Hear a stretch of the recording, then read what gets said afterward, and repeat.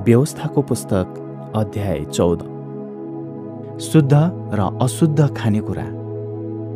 तिमीहरू परमप्रभु आफ्ना परमेश्वरका सन्तान हौ। मृतकहरूका लागि तिमीहरूले आफ्नो शरीरमा घाउ नपार्नु, शिरको अगाडिको भाग नखौरनु, किनकि तिमीहरू त परमप्रभु आफ्ना परमेश्वरको लागि एक पवित्र जाति हौ। परमप्रभुले पृथ्वीमा भएका समस्त मानिस जातिबाट तिमीहरूलाई नै आफ्नो अमूल्य सम्पत्ति हुनलाई चुन्नु भएको छ। तिमीहरूले कुनै घृणित थोक नखानु। तिमीहरूले खानुहुने पशुहरू यिनै हुन्: गोरु, भेडा, बोका, मृग, हरिण, बराठ, जङ्गली बोका, पहाडी बोका, चितल र पहाडी भेडा।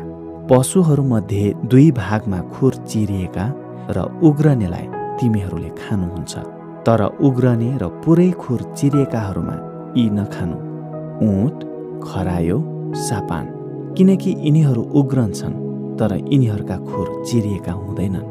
यी तिमीहरूका लागि विधिपूर्वक अशुद्ध हुन्। सुँगुर पनि अशुद्ध हुन्छ, किनकि त्यसको खुर चिरिएको त हुन्छ तर त्यसले उग्रदैन। ती तिमीहरूका लागि अशुद्ध हुन्।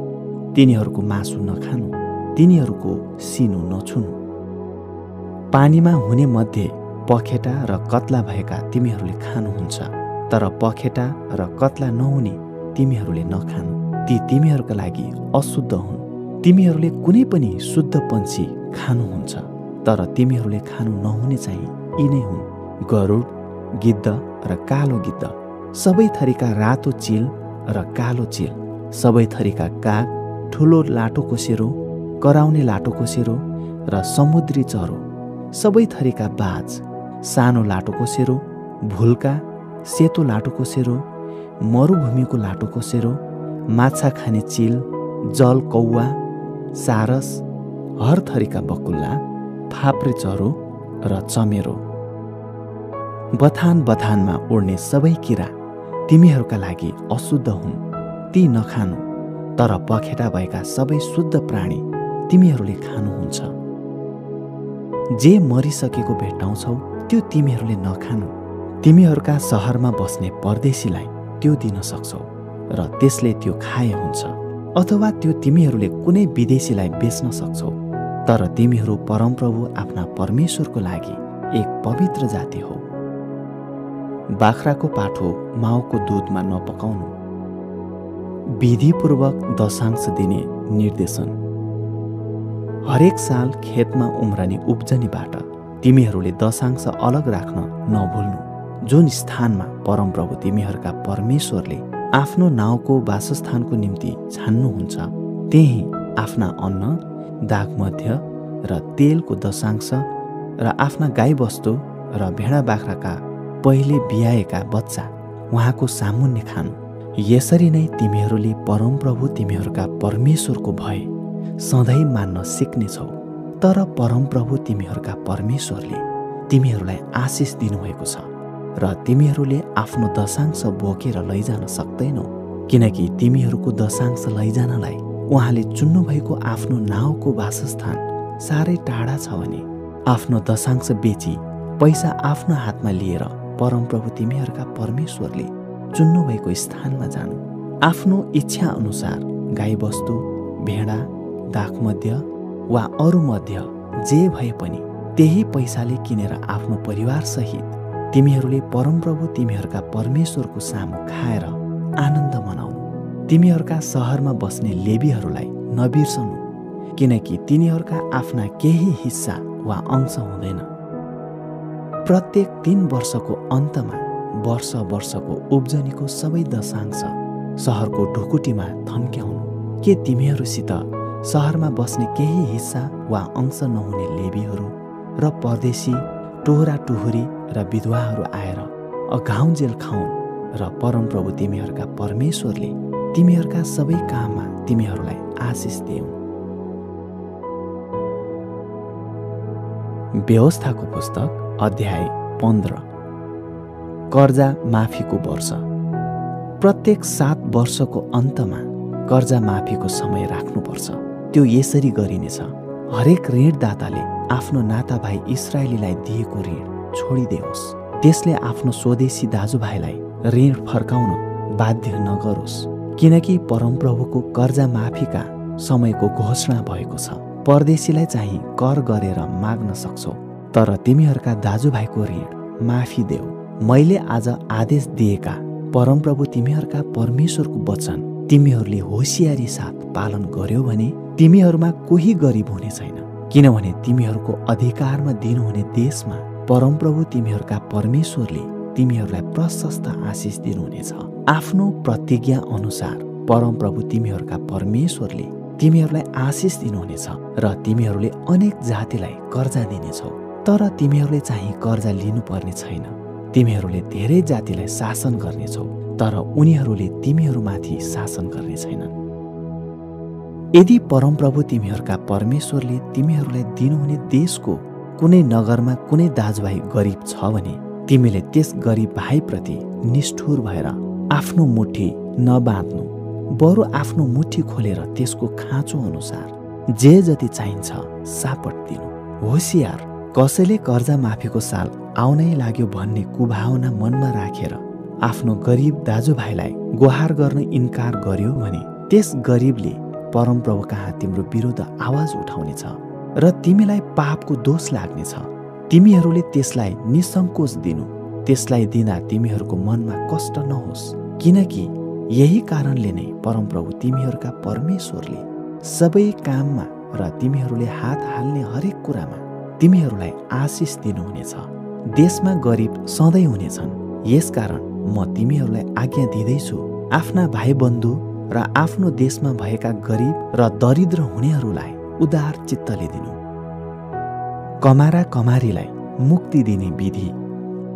यदि तिमीहरूको कोही यहुदी भाइ बहिनीले तिमीहरूको हातमा आफैलाई बेच्छ, त्यसले 6 वर्ष तिमीहरूको सेवा गर्यो भने 7औं वर्ष त्यसलाई मुक्त भएर जान दिनु। त्यो मुक्त भएर जाँदा त्यसलाई रित्तै हात नपठाउनु, तर परमप्रभु तिमीहरूका परमेश्वरले तिमीहरूलाई आशिष दिनुभए अनुसार आफ्ना भेडा बाख्रा, खला र दागको कोलबाट प्रशस्तसँग दिएर त्यसलाई पठाउनु। मिस्रमा तिमीहरू कमारा हुँदा परमप्रभु तिमीहरूका परमेश्वरले तिमीहरूलाई मुक्त गर्नुभएको कुराको सम्झना गर।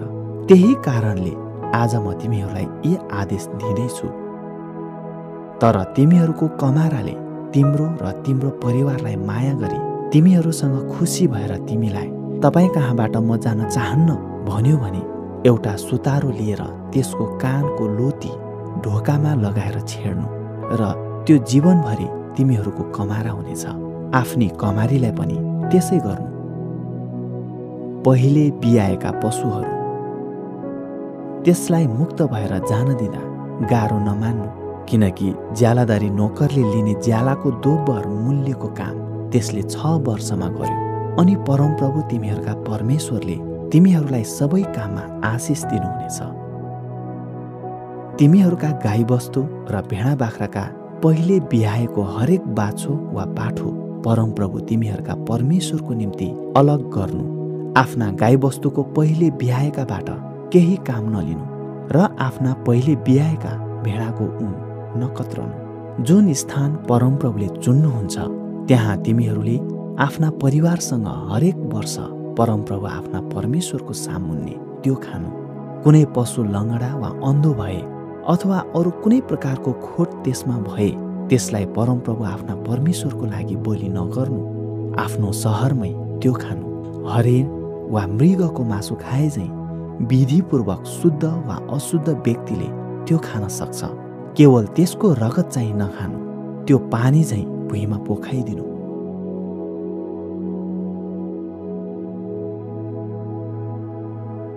व्यवस्थाको पुस्तक अध्याय 16। निस्तार चाड।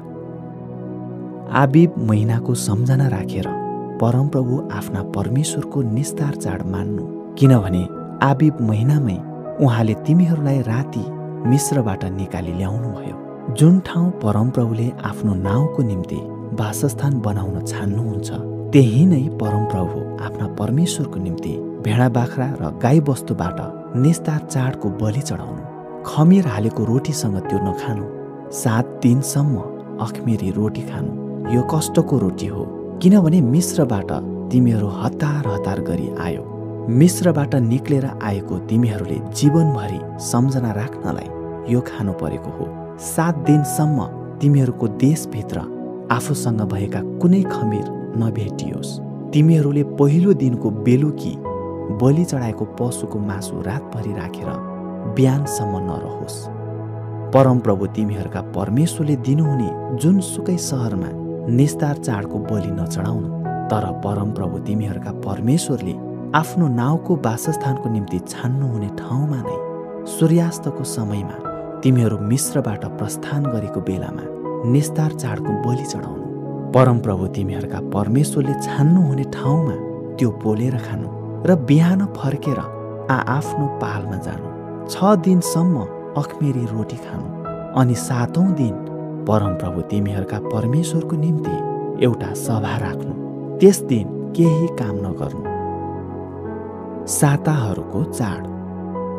पाकेको बाली काट्न सुरु गर्ने समयदेखि 7 साता गन्नु। तब परमप्रभु आफ्ना परमेश्वरले तिमीहरूलाई दिनुभएको आशिष अनुसार राजी खुसीको बलि चढाएर परमप्रभु आफ्ना परमेश्वरको निम्ति साताहरूका चाड मान्नु। परमप्रभु तिमीहरूका परमेश्वरले आफ्नो नाउँको वासस्थान बनाउन छान्नुहुने ठाउँमा तिमीहरू, तिमीहरूका छोराछोरी, कमारा कमारी, सहरभित्रका लेबीहरू, विदेशीहरू, टुहुरा टुहुरी र तिमीहरूका माझमा बस्ने विधवाहरू सबैले आफ्ना परमेश्वरको सामु आनन्द मनाउनु।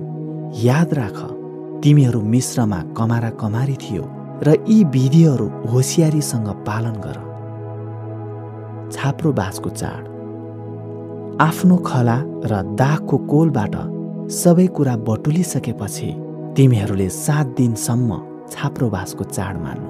तिमीहरू, तिमीहरूका छोराछोरी, कमारा कमारी र तिमीहरूका सहरमा बस्ने लेबीहरू, विदेशीहरू, टुहुरा टुहुरी र विधवाहरू सबैले चाड मानेर आनन्द मनाउनु। परमप्रभु तिमीहरूका परमेश्वरले छान्नुहुने ठाउँमा 7 दिनसम्म उहाँको निम्ति चाड मान्नु, किनभने उहाँले नै तिमीहरूका उब्जनी र कामकाजमा तिमीहरूलाई आशिष दिनुहुनेछ र तिमीहरूको आनन्द पूरा हुनेछ।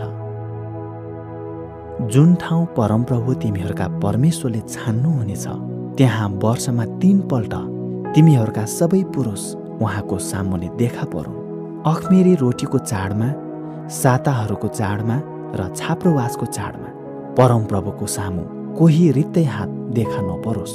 परमप्रभु तिमीहरूका परमेश्वरले तिमीहरूलाई दिनुभएको आशिष अनुसार हरेकले आफ्नो भेटी चढाओस्। न्यायकर्ताहरू। परमप्रभु तिमीहरूका परमेश्वरले दिनुहुने तिमीहरूका सबै सहरहरूमा आफ्नो कुल अनुसार न्यायकर्ता र अधिकारीहरू तिमीहरूले नियुक्त गर्नु। तिनीहरूले मानिसहरूको निष्पक्ष इन्साफ गर्नेछन्। न्याय भ्रष्ट नगर, पक्षपात नगर, घुस नलेऊ, किनकि घुसखोरीले समझदारका आँखा बन्द गरिदिन्छ र धर्मी जनको वचन बङ्ग्याइदिन्छ। न्यायलाई पछ्याऊ, न्यायलाई मात्र, ताकि परमप्रभु तिमीहरूका परमेश्वरले दिनुहुने देश अधिकार गरेर तिमीहरू जीवित रहन सक। तिमीहरूले परमप्रभु आफ्ना परमेश्वरको निम्ति बनाएको वेदीको छेउमा असेरा देवीको काठको खम्बा खडा नगर्नु। तिमीहरूले कुनै चोखा ढुङ्गा खडा नगर्नु, कारण ती सबै परमप्रभु तिमीहरूका परमेश्वरले घृणा गर्नुहुन्छ। व्यवस्थाको पुस्तक अध्याय 17। अरू देवताहरूको पूजा नगर्नु। तिमीहरूले परमप्रभु तिमीहरूका परमेश्वरको निम्ति कुनै खोट अथवा दाग लागेको गोरु अथवा भेडा बलि नगर्नु, किनभने उहाँको निम्ति त्यो घृणित हो। परमप्रभु तिमीहरूका परमेश्वरले दिनुहुने कुनै सहरमा तिमीहरूका बीचमा बस्ने कोही स्त्री वा पुरुषले अरू देवताहरू वा घाम, जुन वा आकाशका ताराहरूको सेवा पूजाद्वारा परमप्रभु तिमीहरूका परमेश्वरको करार भङ्ग गरी उहाँको नजरमा दुष्ट काम गरेको तिमीहरूले चाल पायो भने तिमीहरूले त्यसको राम्ररी सोधखोज गर्नुपर्छ। यदि यो सत्य रहेछ र यस्तो घृणित काम इस्राएलमा भएकै रहेछ भने यस्तो दुष्ट काम गर्ने पुरुष वा स्त्रीलाई सहरको मूल ढोकामा ल्याई ढुङ्गाले हानेर मार्नु। मारिने व्यक्तिलाई 2 वा 3 साक्षीको गवाहीमा मात्रै मार्नु। एउटै साक्षीको गवाहीमा कसैलाई नमार्नु। त्यसलाई मार्न साक्षीहरूले नै सबैभन्दा पहिले हात उठाउन्, त्यसपछि अरू मानिसहरूले हात उठाउन्। तिमीहरूले आफ्ना बीचबाट दुष्टतालाई खत्तम गर्नुपर्छ। मुद्दा मामिलाहरू। कुनै हत्याकाण्ड, कानुनी विवाद वा कुटपिटका मामिला छिनाफाना गर्नु तिमीहरूलाई गाह्रो पर्यो भने परमप्रभु तिमीहरूका परमेश्वरले छान्नुहुने ठाउँमा जानु, पुजारीहरू कहाँ जानु जो लेवी हुन् र तिनीहरूलाई सोध्नु अनि तत्कालीन न्यायकर्ता कहाँ गएर परामर्श लिनु। परमप्रभुले छान्नुहुने ठाउँमा तिनीहरूले तिमीहरूलाई दिएका निर्देशन अनुसार सबै कुरा गर्नलाई ध्यान दिनु। तिनीहरूले सिकाएको व्यवस्था र दिएका निर्णय अनुसार तिमीहरूले गर्नु। तिनीहरूले तिमीहरूलाई भनेका कुराहरूबाट दायाँ बायाँ नलाग्नु।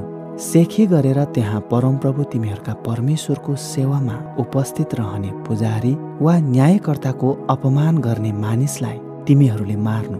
तिमीहरूले यसरी इस्राएलबाट खराबीलाई खत्तम गर्नुपर्छ। सबै मानिसहरूले यो सुन्नेछन् र डराउनेछन् अनि फेरि अपमान गर्ने छैनन्। राजाको चुनाव र कर्तव्य। परमप्रभु तिमीहरूका परमेश्वरले दिनुहुने देशमा पुगेर त्यो अधिकार गरी त्यहाँ बसोबास गर्न लागेपछि हाम्रा वरिपरिका सबै जातिहरूले गरे झैँ हामी पनि हामीमाथि एउटा राजा नियुक्त गरौँ भनी भन्यौ भने परमप्रभु तिमीहरूका परमेश्वरले छान्नु भएको व्यक्तिलाई नै तिमीहरूले निश्चय गरेर आफ्ना राजा मान्नु। तिमीहरूका दाजुभाइ मध्येबाट एकजना हुनुपर्छ। एउटा विदेशीलाई तिमीहरूमाथि नखटाउनु जो चाहिँ एउटा इस्राएली भाइ होइन। ती राजाले असंख्य घोडाहरू नबटुल्नु वा अझ धेरै घोडाहरू ल्याउनलाई मानिसहरूलाई मिस्रमा फर्कन नलाउन्, किनभने त्यो बाटो फेरि फर्केर नजानु भनी परमप्रभुले तिमीहरूलाई भन्नुभएको छ। तिनले आफ्नो लागि धेरै पत्नीहरू जम्मा नगरून्, नत्र त तिनको मन बरालिनेछ। तिनले आफ्ना निम्ति सुन चाँदीको थुप्रो पनि नलगाउन्।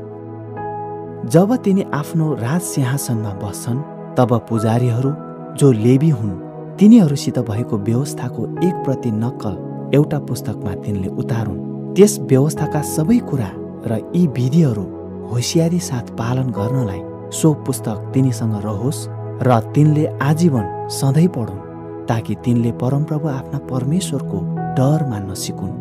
तिनले आफैलाई आफ्ना दाजुभाइहरूभन्दा श्रेष्ठ नठानुन् र व्यवस्थाबाट तर्केर दाहिने वा देब्रे नलागुन्। यसरी तिनी र तिनका सन्तानले लामो समयसम्म इस्राएलमा तिनको राज्यमाथि शासन गर्नेछन्। व्यवस्थाको पुस्तक अध्याय 18। पुजारी र लेवीहरूले पाउनुपर्ने भाग। पुजारीहरू जो लेवी हुन् वास्तवमा सारा लेवी कुलको इस्राएलीहरूसँग कुनै भाग वा अंश हुने छैन। परमप्रभुलाई आगोद्वारा चढाइएका बलिहरू खाएरै तिनीहरूले गुजारा गरून्, किनकि तिनीहरूले पाउने अंश त्यही हो। तिनीहरूका दाजुभाइका बीचमा तिनीहरूको कुनै अंश हुने छैन। परमप्रभुको प्रतिज्ञा अनुसार उहाँ नै तिनीहरूको अंश हुनुहुन्छ। गोरु वा भेडाको बलि चढाउने मानिसहरूबाट पुजारीहरूले पाउनुपर्ने भाग यही हो: कुम, बङ्गाराका दुवै भाग र आन्द्राभुँडी, अन्न, नयाँ दाखमध्य र तेलको प्रथम उब्जनी र भेडाको पहिलो ऊन तिमीहरूले तिनीहरूलाई दिनुपर्छ, किनभने उहाँको नाउँमा खडा भएर सधैँ सेवा गर्नलाई परमप्रभु तिमीहरूका परमेश्वरले सबै कुलहरूमध्येबाट लेवी कुललाई नै छान्नु भएको छ।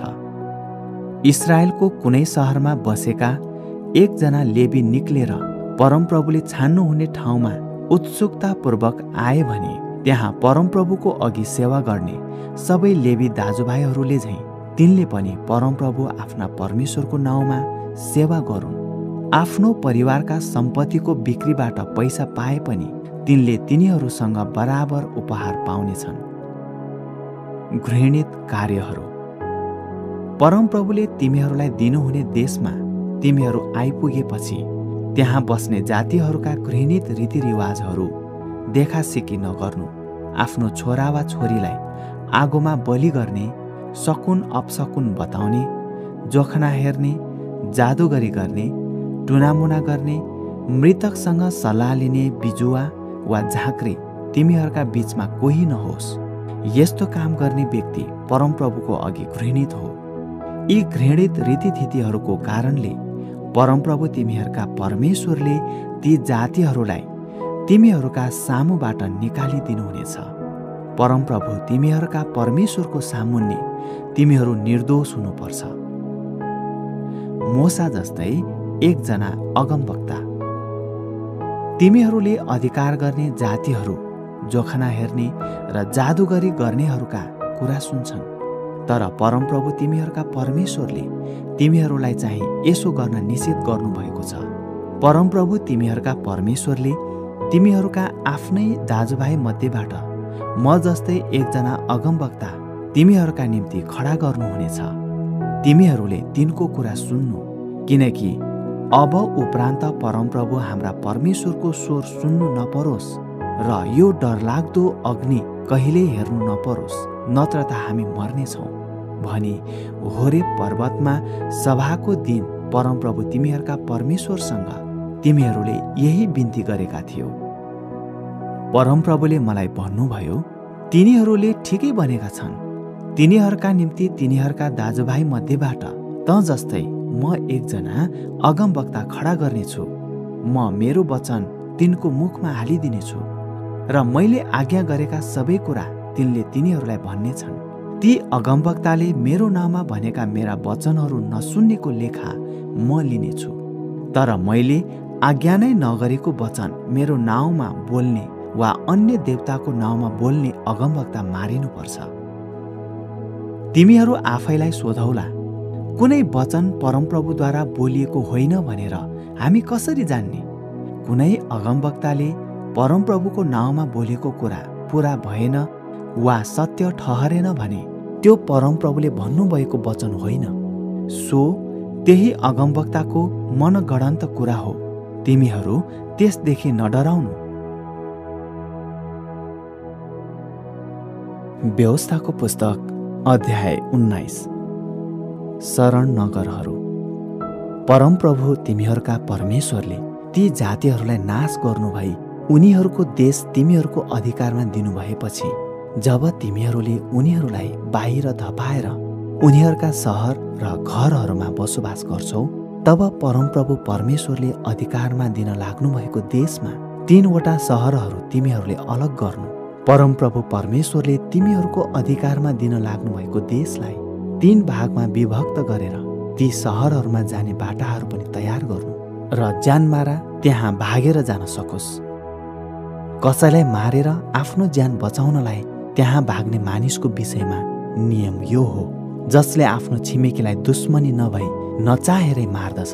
जस्तै एकजना मान्छे वनमा आफ्नो छिमेकीसँग दाउरा काट्न जाँदा रुख ढाल्नलाई बन्चरो चलाउँदा बन्चरो बिँडबाट फुस्केर त्यस छिमेकीलाई लाग्छ र त्यो मर्छ। त्यो मानिस यी सहरहरू मध्ये एउटामा भाग्न सक्छ र त्यसले आफ्नो ज्यान बचाउन सक्छ, नत्र त बाटो लामो भयो भने रगतको बदला लिनेले तातो रिसमा त्यसलाई खेदेर बाटैमा फेला पारेर त्यसलाई मार्न सक्छ। वास्तवमा त त्यो मारिने योग्यको थिएन, किनकि रिस राग बिना नै त्यसले छिमेकीलाई त्यसो गरेको थियो। यसैकारण आफ्ना निम्ति 3वटा सहर अलग गर्नु भनी म तिमीहरूलाई आज्ञा दिँदैछु। परमप्रभु तिमीहरूका परमेश्वरलाई प्रेम गरी सधैँ उहाँका मार्गमा हिँडेर मैले आज तिमीहरूलाई आज्ञा गरेका नियमहरू तिमीहरूले होसियारीसँग पालन गरेका हुनाले परमप्रभु तिमीहरूका परमेश्वरले तिमीहरूका पुर्खाहरूसँग प्रतिज्ञा गर्नुभए अनुसार जब तिमीहरूका मुलुकको वृद्धि गरी प्रतिज्ञाको सम्पूर्ण देश दिनुहुन्छ, तब तिमीहरूले अरू पनि 3वटा सहरहरू थप्नुपर्छ। यो गर, नत्र त परमप्रभु तिमीहरूका परमेश्वरले तिमीहरूका अधिकारमा दिनुहुने देशमा निर्दोषको रगत बग्नेछ र त्यसको दोष तिमीहरूलाई नै लाग्नेछ। तर कुनै मानिसले रिस रागै राखी आफ्नो छिमेकीलाई ढोकेर हिर्काई मारेर त्यो ती सहरहरूमध्ये एउटामा भाग्यो भने त्यसकै नगरका धर्मगुरुहरूले मान्छे पठाई त्यसलाई त्यहाँबाट झिकाएर रगतको बदला लिनेको हातमा मर्नलाई सुम्पिदेऊ। त्यसलाई नटिठ्याउनु। इस्राएलबाट निर्दोषको हत्याको दोष हटाओ, ताकि तिमीहरूको कल्याण होस्। परमप्रभु तिमीहरूका परमेश्वरले तिमीहरूको अधिकारमा दिनुहुने देशमा तिमीहरूको निज भागमा पुर्खाहरूले तोकिदिएको सिमाना नाघेर छिमेकीको साँझ सिमानाको ढुङ्गो नहटाउनु। साक्षीको नियम। कसैको दोष वा अपराधमा एकजना मात्र साक्षीको बयानको आधारमा कसैलाई दण्ड नदिनु। 2 वा 3 साक्षीको बयानद्वारा मात्र अभियोग कायम गर्न सकिन्छ। कसैमाथि दोषारोपण गर्न कोही दुष्ट मानिस खडा भयो भने वादी र प्रतिवादी दुवै तत्कालीन पुजारी र न्यायकर्ताहरूका सामुन्ने परमप्रभुको अघि आउनुपर्छ। तब न्यायकर्ताहरूले तिनीहरूलाई राम्ररी केरकार गर्नुपर्छ। यदि साक्षी झुटो रहेछ र आफ्नो भाइको विरुद्धमा झुटो बयान दिएको रहेछ भने त्यसले आफ्नो भाइमाथि जे गर्ने विचार गरेको थियो त्यसलाई त्यसै गर्नु। तिमीहरूले आफ्नो मध्येबाट खराबीलाई हटाउनुपर्छ। यो सुनेर अरूहरू डराउनेछन्। त्यसपछि तिमीहरूका बीचमा यस्तो खराबी कहिल्यै हुने छैन। तिमीहरूले नटिठ्याउनु। ज्यानको साटो ज्यान, आँखाको साटो आँखा, दाँतको साटो दाँत, हातको साटो हात र गोडाको साटो गोडा हुनेछ।